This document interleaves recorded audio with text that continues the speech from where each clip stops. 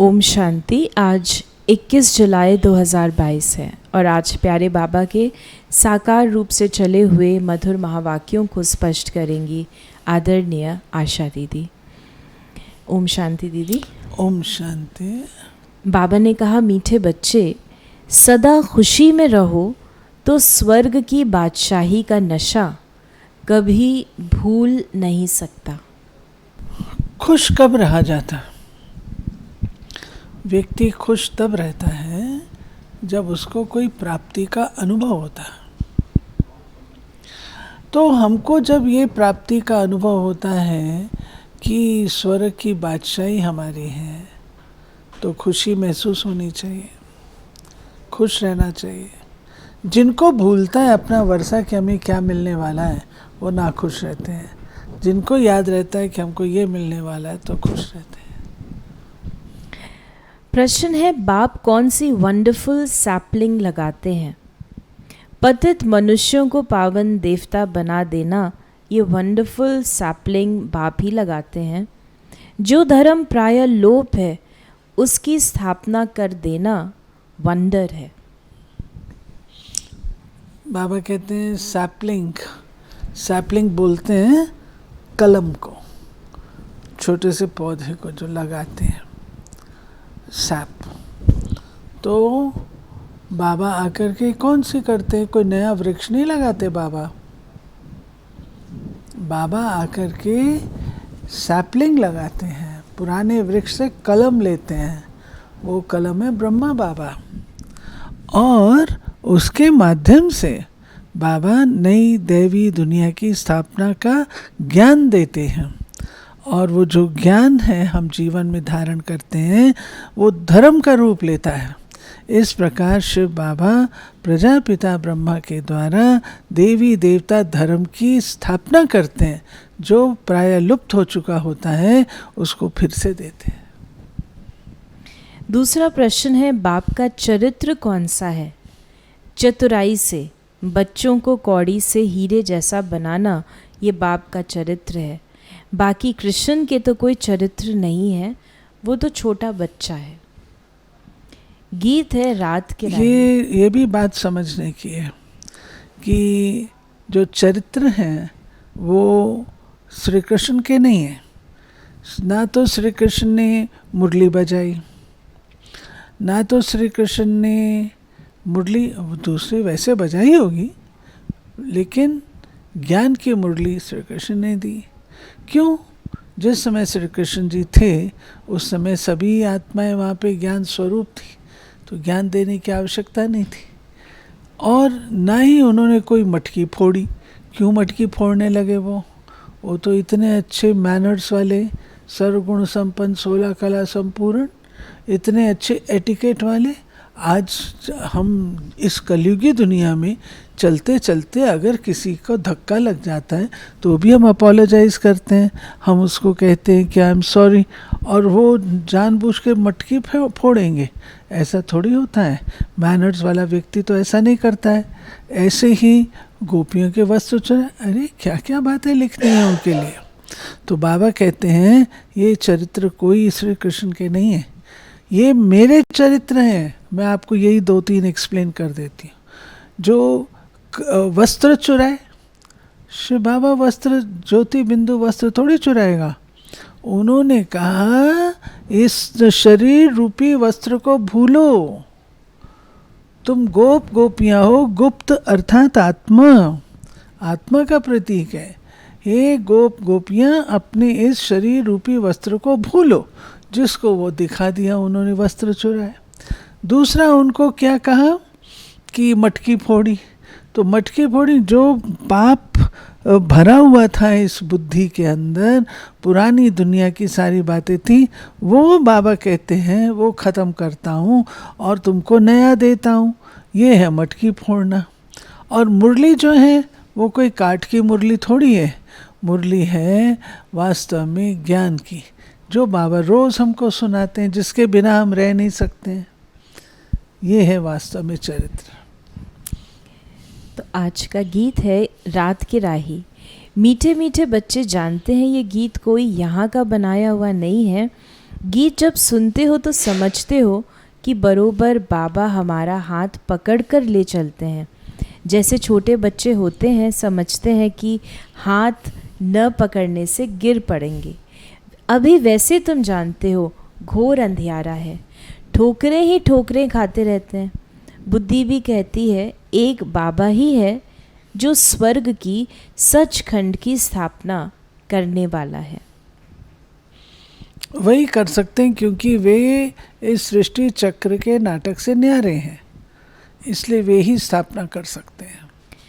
बाबा ने कहा देवताओं की शक्ल कितनी हर्षित मुख है, जानते हैं वे स्वर्ग के मालिक थे। समझाने के लिए बाबा बोर्ड आदि बनवा रहे हैं। हेवनली गॉड फादर की महिमा ही अलग है और हेवनली प्रिंस की महिमा अलग है। वो रचयिता है, वो रचना। तुम बच्चों को समझाने के लिए बाबा युक्ति से लिखते रहते हैं तो मनुष्यों को अच्छी रीति समझ में आए। जिनको परमपिता परमात्मा कहते हैं वही पतित पावन है, वो बेहद का रचयिता है। बाबा ने कहा स्वर्ग और नरक आधा आधा हो जाता है। स्वर्ग सृष्टि भी बरोबर आधा आधा है, नई और पुरानी। उस जड़ झाड़ की आयु कोई फिक्स नहीं होती। इस झाड़ की आयु बिल्कुल फिक्स्ड है। इस मनुष्य सृष्टि झाड़ की आयु पूरी एक्यूरेट है, ऐसे और कोई की होती नहीं। एक सेकंड का भी फर्क नहीं पड़ सकता। बाबा कहते मैं एक्यूरेट टाइम पर आता हूँ, मैं आपके बुलाने पर भी नहीं आता हूँ, मैं अपने समय पर एक्यूरेटली आता हूँ। बाबा ने कहा कि एक्यूरेट बना बनाया ड्रामा है। ये खेल 4 भाग में बटा हुआ है। जगन्नाथपुरी में हांडा चढ़ाते हैं चावल का, उसमें 4 भाग हो जाते हैं। ये सृष्टि भी 4 भागों में बटी हुई है। फिर बाबा ने कहा बाबा ऐसा हमें लायक बनाते हैं जो भारत हीरे जैसा बन जाता है। नंबरवार मर्तबे तो होते ही हैं। हर एक का अपना अपना कर्म बंधन का हिसाब किताब है। कोई पूछते हैं बाबा हम वारिस बनेंगे व प्रजा। बाबा कहते हैं अपना कर्म बंधन देखो। कर्म अकर्म विकर्म की गति तो बाप ही समझाते हैं। बाबा हमेशा कहते हैं अलग अलग राय पूछो अपने लिए।